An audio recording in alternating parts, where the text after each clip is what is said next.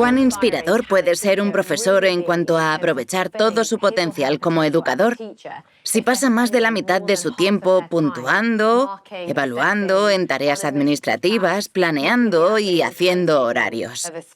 Sabemos que si los profesores pasan más tiempo con cada estudiante, tendrán un mayor impacto. Sabemos que si ese profesor supiera exactamente qué intervención hacer antes de hacerla, tendría más impacto que al desperdiciar su tiempo. La idea de usar inteligencia artificial es mejorar su trabajo como educadores, no reemplazarlos. Al darles una herramienta muy poderosa que los hace más eficientes, que hace que sus decisiones sean mucho más precisas en cuanto a qué intervenciones son necesarias, podremos aprovechar mejor la humanidad de ese profesor. La tecnología lleva muchos años en las clases. Hay sistemas antiguos en que una profesora crea una tarea o pone unos deberes y la envía de manera manual a los estudiantes, que hacen esa tarea o deber y la envían de vuelta a la profesora. La profesora ve los resultados y así, ¿verdad? Creo que la digitalización es mucho más que eso. Es una transformación digital. Y aquí entra la inteligencia artificial. La máquina puede de manera automática registrar los movimientos de los estudiantes, registrar sus movimientos al ver el contenido y sus niveles de concentración y esfuerzo. Cuán a menudo vuelven a intentar contestar preguntas. Cuán a menudo entienden algo 4 o 5 meses después, entendiendo así su memoria también. La inteligencia artificial aprovecha los datos, utiliza ciencia de datos avanzada para crear una máquina que pueda hacer recomendaciones autónomas cuando son necesarias. Y esa es la gran diferencia en la educación. Por ejemplo, en España hay 4 colegios que usan inteligencia artificial ya. Usan esta tecnología para mejorar la educación en las clases. Es decir, la profesora entra en la clase y dice: niños, abrid los portátiles o las tabletas. Y los niños aprenden online. Sé que a mucha gente le asusta esto, que dirán: si estás en el colegio, ¿por qué estás mirando una pantalla? Pero lo que pasa en esa clase es que los niños usan la tecnología, capaz de personalizar su aprendizaje junto a la profesora. Mientras esto ocurre, la profesora recibe información en tiempo real sobre qué le cuesta más a cada niño y por qué le cuesta. Por tanto, si divide la clase y ve que una parte de la misma no entiende cómo multiplicar fracciones, la profesora puede darse cuenta de que es porque ese grupo no sabe lo que es el denominador común, o porque aquel grupo está saltándose las cosas y no está leyendo bien las preguntas. Imagina tener esa información en el momento. Parte del trabajo de una profesora, y del motivo por el que son tan importantes, es que hacen intervenciones personalizadas a tiempo.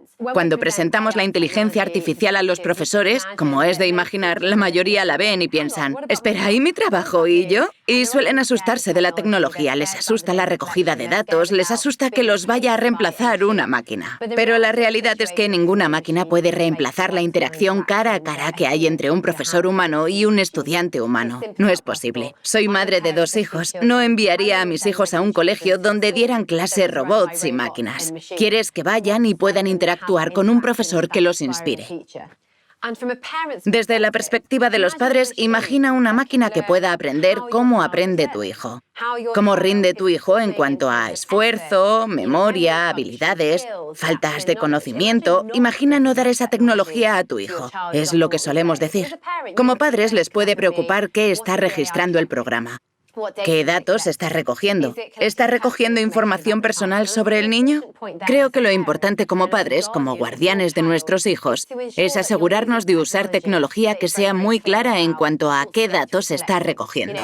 Creo que con estas máquinas se trata más de saber si el niño está interactuando con otro humano que no conocemos. Creo que es cosa de los padres proteger a su hijo de esos riesgos. Pero, por ejemplo, en inteligencia artificial y educación personalizada, lo único que se registra es el nombre de cada niño al entrar. Y luego la máquina no debe registrar los datos personales de cada niño. Creo que el reto que tenemos ahora es conseguir que todos los niños del mundo tengan acceso a ella. Es ambicioso, porque la educación cambia muy lentamente, pero es lo que hace falta para que la educación sea más efectiva. Es esencial que los gobiernos de todo el mundo evalúen sus infraestructuras y la disponibilidad de dispositivos para los niños y estudiantes en sus países. Porque lo que veremos si hay un segundo confinamiento, que ya vimos en el primero y de lo cual deberíamos aprender, es que se notaron mucho las diferencias a nivel mundial, entre los países que pudieron proveer y los que no. Hubo países que tuvieron que recurrir a dar las clases por televisión, por lo que no había ningún tipo de respuesta y los colegios se detuvieron casi por completo. Mientras que otros países fueron capaces de proveer una educación online porque tenían la infraestructura y el ancho de banda. Lo esencial para aprender del primer confinamiento y de esta pandemia es hacer una inspección de las infraestructuras del país, ver dónde se necesita invertir en ancho de banda. ¿Qué podemos hacer para aumentar las oportunidades para esos estudiantes?